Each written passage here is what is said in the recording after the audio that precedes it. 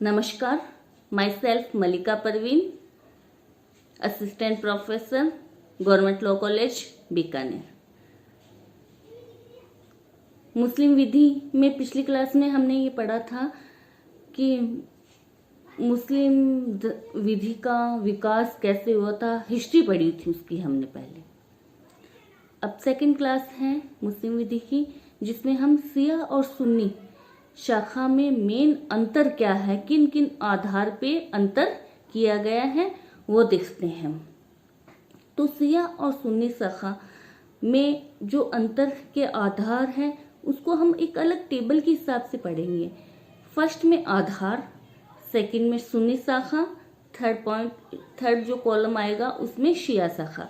यानी फर्स्ट आधार यानी जिन आधारों पर अंतर किया गया है वो कॉलम आएगा, सेकंड सुन्नी शाखा और थर्ड आएगा कॉलम वो शिया शाखा का कॉलम आएगा। तो आधार का फर्स्ट पॉइंट ये है कि सुन्नी और शिया किस आधार पर बने, ये दो शाखाओं का उद्भव कैसे हुआ। तो फर्स्ट पॉइंट उत्तराधिकार के आधार यानी खलीफत के आधार पर इनमें ये दो शाखाएं विभाजित हुई। फर्स्ट उत्तराधिकार के आधार पे जो अंतर है उसमें सुन्नी शाखा में यानी मोहम्मद साहब की मृत्यु के बाद खलीफा का जो पद है यानी उनके उत्तराधिकारी का जो पद है सुन्नी शाखा वाले निर्वाचन के आधार पर भरना चाहते थे और शिया शाखा वाले निर्वाचन नहीं कराना चाहते थे।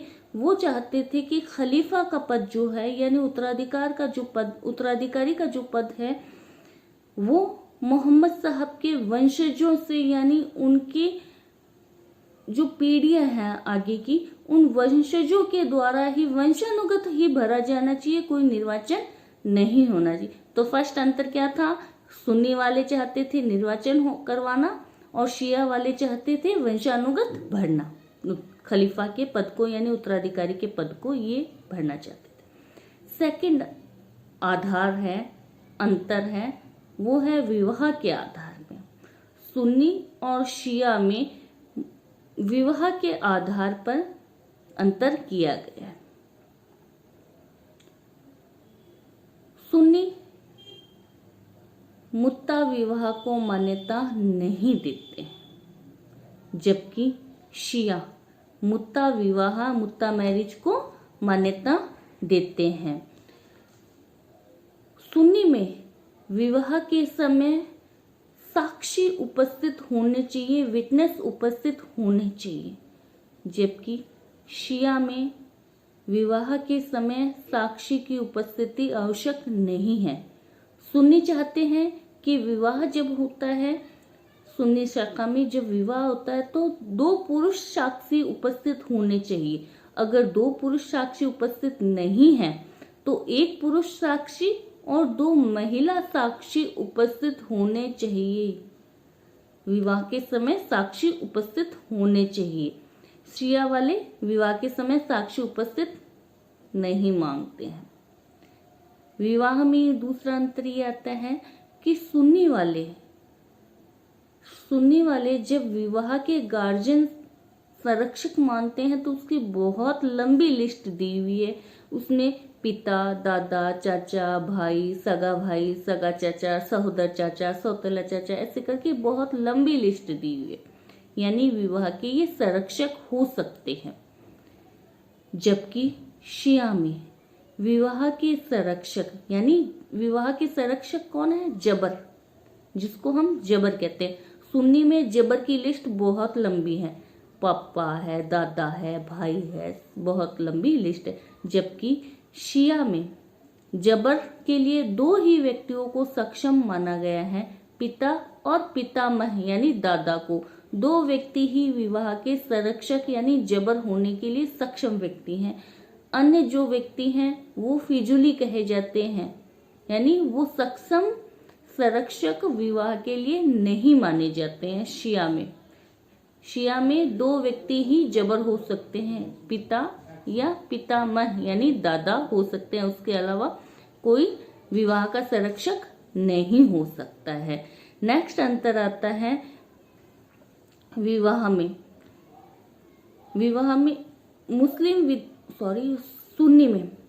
सुन्नी में ये खिलवत उल सही को मान्यता देते हैं, जबकि शिया वाले खिलवत उल सही को मान्यता नहीं देते हैं। क्या होता है खिलवत उल सही? हस्बैंड वाइफ अगर किसी एकांत स्थान पे बिना किसी विधिक निषेध के एकांत में है तो मुस्लिम विधि ये उपधारणा कर लेती है, प्रज्यूम कर लेती है कि उनके बीच में रिलेशन बना होगा। इसको बोलते हैं खिलवत उल सही, वैलिड रिटायरमेंट बोलते हैं इसको।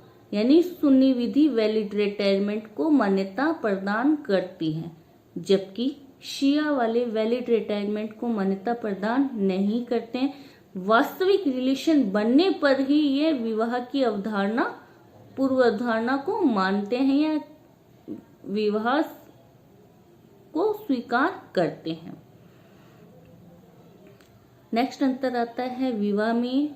ये विवाह से गर्भ काल के धारण करने का अधिकतम टाइम पीरियड 2 वर्ष मानते हैं, सुन्नी वाले 2 वर्ष मानते हैं, जबकि शिया वाले गर्भ काल के अधिकतम टाइम 10 माह ही मानते हैं, उसके बाद में नहीं मानते। ये विवाह के आधार पे अंतर किया गया था।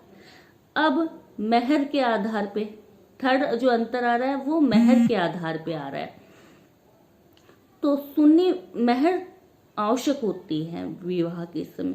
सुन्नी वाले मेहर में अधिकतम राशि नहीं बताते हैं, यानी वो सुन्नी वाले कहते हैं विवाह के समय, निकाह के समय न्यूनतम मेहर की राशि का उल्लेख किया है कि कम से कम 10 दिरहम तो मेहर होनी ही चाहिए, जबकि शिया वाले न्यूनतम राशि का उल्लेख नहीं करते, वो अधिकतम राशि का उल्लेख करते हैं। कहते हैं कि 500 दिरहम से अधिक की मेहर नहीं होनी चाहिए। ठीक है। नेक्स्ट मेहर में ही अंतर किया गया है कि अगर विवाह के समय एग्रीमेंट में यानी विवाह की संविदा में, निकाह की संविदा में तय नहीं किया जाता है कि मेहर कौन सी होगी, मुंह अज्जल होगी या मुंह वज्जल होगी, यानी तुरंत दे होगी या स्थगित वाली होगी, तय नहीं किया जाता। तो सुन्नी वाले क्या मानते हैं कि आधी मेहर तो मुंह अज्जल होगी, यानी तुरंत दी जाएगी शादी होते ही, और आधी मेहर मुंह वज्जल होगी, यानी बाद में देने वाली मेहर होगी, स्थगित मेहर होगी। जबकि शिया वाले मानते हैं कि अगर विवाह के समय मेहर की प्रकृति यानी भुगतान के आधार पर तय नहीं किया गया कि मेहर कौन सी होगी, मुंह वज्जल होगी या अज्जल होगी, तो वो सारी की संपूर्ण मेहर की राशि को मुंह अज्जल यानी तुरंत देने वाली मेहर मान लेते हैं। नेक्स्ट अंतर इसी मेहर में आता है कि अगर विवाह हो गया और मेहर नहीं दी गई है और रिलेशन समागम हुए बिना ही, रिलेशन बने बिना ही विवाह विच्छेद या डाइवोर्स हो जाता है, तो सुन्नी वाले कहते हैं कि मेहर फिर भी देनी होगी। शिया वाले कहते हैं मेहर दी नहीं गई अभी तक, लेकिन रिलेशन बने बिना ही, समागम हुए बिना ही विवाह विच्छेद हो जाता है, डाइवोर्स हो जाता है, तो मेहर देने की आवश्यकता नहीं होगी शिया में। सुन्नी वाले तो कहते हैं कि मेहर दे होगी, शिया वाले मेहर दे नहीं मानते। नेक्स्ट अंतर आता है डाइवोर्स, विवाह विच्छेद के आधार पे अंतर क्या क्या किया गया है। तो सुन्नी में विवाह विच्छेद लिखित या मौखिक दोनों में से किसी भी तरीके से किया जा सकता है, जबकि शिया में विवाह विच्छेद डाइवोर्स सिर्फ लिखित प्रकार से ही किया जा सकता है, वो मौखिक तलाक विवाह विच्छेद को नहीं मानते हैं। सुन्नी में विवाह विच्छेद के समय साक्षियों की उपस्थिति आवश्यक नहीं है, जबकि शिया में विवाह विच्छेद डाइवोर्स के समय में साक्ष्यों की उपस्थिति आवश्यक मानी गई है। नेक्स्ट अंतर आता है डाइवोर्स वाले में ही, वो तलाक जो विवाह विच्छेद का एक प्रकार है, उसमें तलाक में तलाकुल सुन्नत और तलाकुल बिद्दत यानी तिहरे तलाक को भी वो मान्यता प्रदान करते हैं। सुनने वाले तलाकुल सुन्नत तलाकुल बिद्दत दोनों को मान्यता प्रदान करते हैं, जबकि शिया वाले सिर्फ और सिर्फ तलाकुल सुन्नत को मान्यता प्रदान करते हैं, तलाकुल बिद्दत को मान्यता प्रदान नहीं करते हैं। इस आधार पे विवाह विच्छेद में अंतर, डाइवोर्स में अंतर किया। नेक्स्ट अंतर जो आता है वो सोर्सेज के आधार पे है। मुस्लिम विधि के क्या क्या स्रोत हैं, तो सुन्नी वाले मुस्लिम विधि के स्रोत आगे की क्लास में पढ़ेंगे। उसमें एक तो होते हैं मुख्य सोर्सेस, मेन सोर्सेस, एक होते हैं गौण सोर्सेस, प्रधान और गौण। प्रधान में सुनने वाले 5 स्रोतों को प्रधान सोर्सेज मानते हैं। सबसे पहला कुरान, सेकंड सुन्नत और अहदीस, थर्ड आता है इजमा, फोर्थ आता है कयास और फिफ्थ आता है उर्फ यानी कस्टम, प्रथाएं। जबकि शिया वाले प्रधान स्रोत में 3 को ही प्रधान स्रोत मानते हैं। सबसे पहले क्या है कुरान शरीफ, सेकंड आता है सुन्नत और अहदीस, थर्ड आता है तर्क। वहां वो 5 को मान रहे हैं, कुरान, सुन्नत, अहदीस, थर्ड इजमा, फोर्थ कयास, फिफ्थ उर्फ यानी प्रथाएं। जबकि शिया वाले 3 सोर्सेस को ही प्रधान या मेन सोर्सेस मान रहे हैं। फर्स्ट कुरान, सेकंड आता है अहदीस, सुन्नत और अहदीस, और थर्ड आता है तर्क।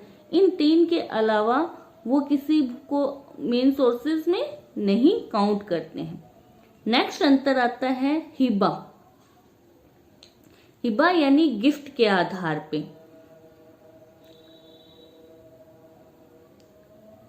तो मेन अंतर यह आता है कि हिबा पूर्ण कब होता है, दान कब दिया जाता है, दान कब पूर्ण होता है।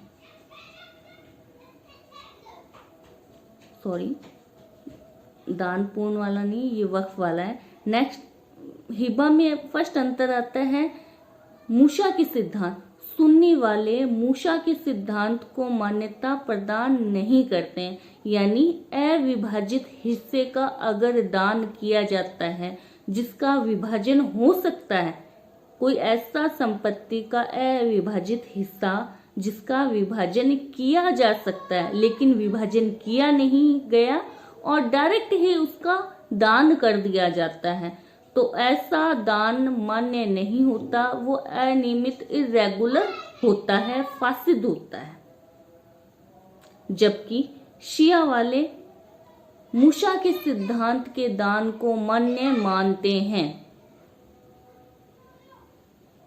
मूसा के सिद्धांत को मान्य करते हैं, यानी अविभाजित संपत्ति जिसका विभाजन नहीं किया गया फिर भी अगर उसका दान कर दिया जाता है तो शिया विधि के अनुसार ऐसा किया गया दान सही और वैध है, वैलिड है।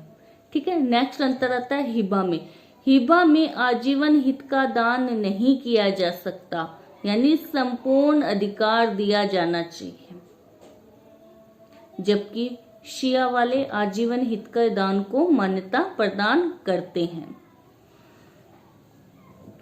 नेक्स्ट अंतर आता है हिबा में कि कब्जे का परिधान कर दिया जाता है और कब्जे के परिधान करने के बाद में सुन्नी वाले मानते हैं कि न्यायालय के द्वारा उस दान या उस हिबा का रिवोकेशन या प्रतिग्रहण किया जा सकता है डिक्री के माध्यम से। जबकि शिया वाले मानते हैं कि अगर कब्जे का परिधान कर दिया गया है तो भी हिबा का रिवोकेशन या उसका प्रतिसहन न्यायालय की डिग्री के बिना भी किया जा सकता है। ठीक है, यानी सुनने वाले क्या कहते हैं कि कब्जे का परिधान कर दिया गया, यानी कब्जा दे दिया गया, फिर उसका रिवोकेशन करना है तो न्यायालय की डिग्री के द्वारा किया जा सकता है। जबकि शिया वाले कहते हैं कि अगर कब्जे का परिधान कर दिया गया है तो उसके बाद में अगर उसका रिवोकेशन करना है तो न्यायालय की डिग्री के बिना भी किया जा सकता है। नेक्स्ट अंतर आता है वक्फ। सुन्नी वाले वक्फ अपने और अपने परिवारजनों के लाभ के लिए कर सकते हैं। वक्फ अल औलाद को सुनने वाले मान्यता प्रदान करते हैं, जबकि शिया व ऐसा वक्फ यानी व्यक्तिगत लाभों के लिए वक्फ नहीं किया जा सकता। नेक्स्ट अंतर आता है सुन्नी में कि वक्फ घोषणा मात्र, यानी वक्फ करता अगर घोषणा कर दे कि मैं अपनी संपत्ति का वक्फ करना चाहता हूँ, घोषणा मात्र से वक्फ पूरा हो जाता है। जबकि शिया वाले घोषणा मात्र से वक्फ को पूर्ण नहीं मानते। वो कहते हैं जब तक कब्जे का परिधान नहीं किया जाता, कब्जा नहीं दिया जाता, तब तक वक्फ पूर्ण नहीं होता। नेक्स्ट अंतर आता है वसीयत के आधार पे।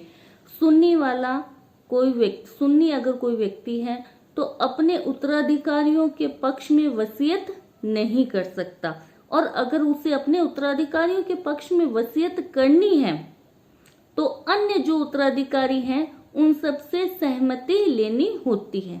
शिया में अगर कोई शिया व्यक्ति है, शिया विधि को मानने वाला व्यक्ति है और अपने किसी उत्तराधिकारी के पक्ष में 1/3 संपत्ति तक की ही वसीयत करता है तो उसे अन्य उत्तराधिकारियों की सहमति की आवश्यकता नहीं है। यानी 1/3 से अधिक की संपत्ति की वसीयत अन्य उत्तराधिकारियों के पक्ष में करना चाहता है तो उसे उत्तराधिकारियों की सहमति लेनी होगी। अब नेक्स्ट अंतर वसीयत में आता है। क्या कोई व्यक्ति अजन्मे व्यक्ति यानी गर्भ में जो बच्चा है उसके पक्ष में वसीयत कर सकता है?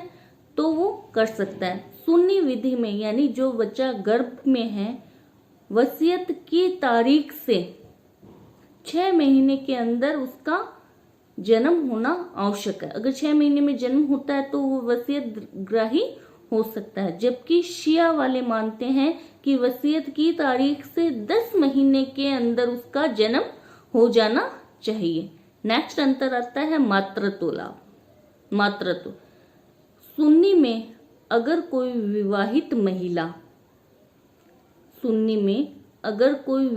महिला पर पुरुष से किसी बच्चे को जन्म देती है तो उस बच्चे की माता वो महिला मानी जाएगी। यानी विधिक रूप से नैसर्गिक संरक्षक वो उसकी माता मानी जाती है। लेकिन शिया में अगर कोई विवाहित महिला किसी पर पुरुष से किसी बच्चे को जन्म देती है तो उस बच्चे की ना तो फादर होगा ना ही विधि के अनुसार उसकी माता नहीं होगी। कानून उस लेडी को उसकी माता नहीं मानता है। नेक्स्ट अंतर आता है संरक्षकता हिजानत का सिद्धांत। सुन्नी विधि में हिजानत यानी अभिरक्षा का सिद्धांत। सुन्नी विधि में 7 वर्ष तक के लड़के और वयस्कता प्राप्त करने तक लड़की की अभिरक्षा, उसकी कस्टडी उसकी माता रख सकती है। 7 वर्ष तक का लड़का और वयस्कता प्राप्त करने यानी मेजर होने तक लड़के की अभिरक्षा उसकी माता प्राप्त कर सकती है। जबकि शिया विधि में 2 वर्ष तक के लड़के और 7 वर्ष तक की लड़की की अभिरक्षा उनकी कस्टडी उनकी माता रख सकती है। नेक्स्ट अंतर आता है हक शुफा के आधार में, यानी शफी कौन हो सकता है। यानी अग्रक्रयाधिकार हक शुफा बोलते हैं जिसको, कि अगर किसी ने अपनी संपत्ति बेच दी है तो उसको वापस शुफा यानी उसको क्रय करने का अधिकार किसका होता है, वो हक शुफा आगे क्लास में पढ़ेंगे अपन। शुफा शफी कौन हो सकते हैं? तो सुन्नी विधि में 3 प्रकार के शफी माने गए हैं, 3 प्रकार के शफी को मान्यता प्रदान की। फर्स्ट शफी शरीक, यानी जो सहस्वामी होते हैं। सेकंड आता है शफी खलीत, यानी जो हिस्सेदार होते हैं संपत्ति में। थर्ड आता है शफी जार। 3 को मान्यता, शफी शरीक, शफी खलीत, शफी जार। सुन्नी विधि में, सुन्नी शाखा में इन 3 को मान्यता दी गई है। जबकि शिया में सिर्फ शफी शरीक यानी जो सहस्वामी हैं उनको ही मान्यता दी है। वो भी कब? जब उनकी संख्या 2 ही होनी चाहिए, यानी सहस्वामी 2 ही होने चाहिए, तब वो हक शुफा के अधिकार के लिए मांग कर सकते हैं। अगर 2 से अधिक है शफी शरीक तो वो हक शुफा की मांग नहीं कर सकते हैं। नेक्स्ट अंतर आता है उत्तराधिकार के आधार पे। सुन्नी विधि में अगर कोई व्यक्ति की मृत्यु हो जाती है तो उसकी संपत्ति के उत्तराधिकारी कौन कौन होंगे?